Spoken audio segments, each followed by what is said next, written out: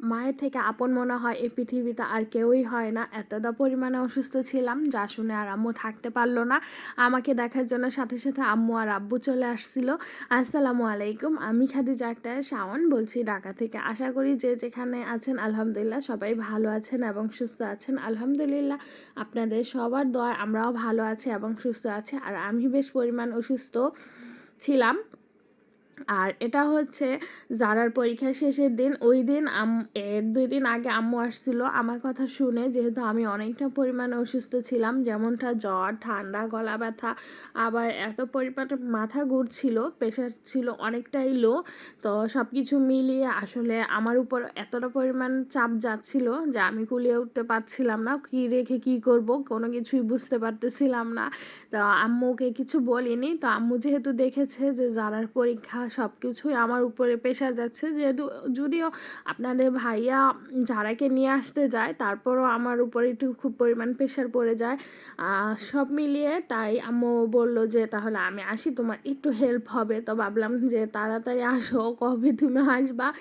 তো সব মিলিয়ে যাই হোক, তো আম্মু আসছিল। তো এটা হচ্ছে জারার পরীক্ষা শেষের দিন। ওই দিন যেহেতু আমাকে জারাকে আনতে নিতে হবে, তো আমি সকালে দিয়ে আসছিলাম।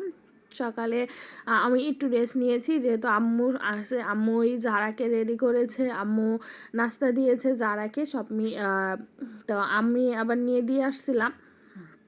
তো এখন হচ্ছে আমি আসার পর নাস্তা করে নিচ্ছি। আমি যেহেতু সকালে নাস্তা করি নাই, তো আম্মুও করে নাই। তো এখন আমি আসার পর আমি জায়রা নাস্তা করে নিব। আর জায়রাও ঘুম থেকে উঠে গিয়েছে, যেহেতু জায়রা কে আমি রেখে গিয়েছিলাম, আম্মু আছে সেই জন্য। তো এখন নাস্তাটা রেডি করে নিয়েছি। আর জায়রা ডিম খাবে না, জায়রার জন্য ডিম পোস্ট করেছিলাম।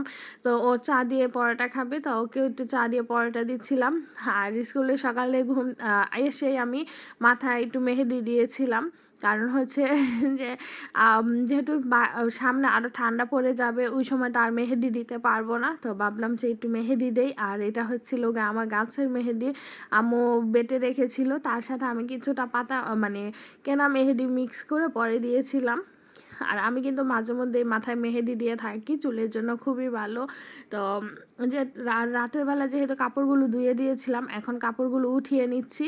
আর বারান্দা আমার পাশটা যেহেতু খোলামেলা, বাইরে থেকে অনেক মানুষ আসা যাওয়া করে। আর দেখা যায় আমার বাসাটা যেহেতু মেন রাস্তায় না, গলির মধ্যে, তো ভাবলাম যে সবসময় আমি তহেলা গামছাগুলো দিয়ে রাখি, আশেপাশের মানুষগুলোকে আর দেখা যায় না।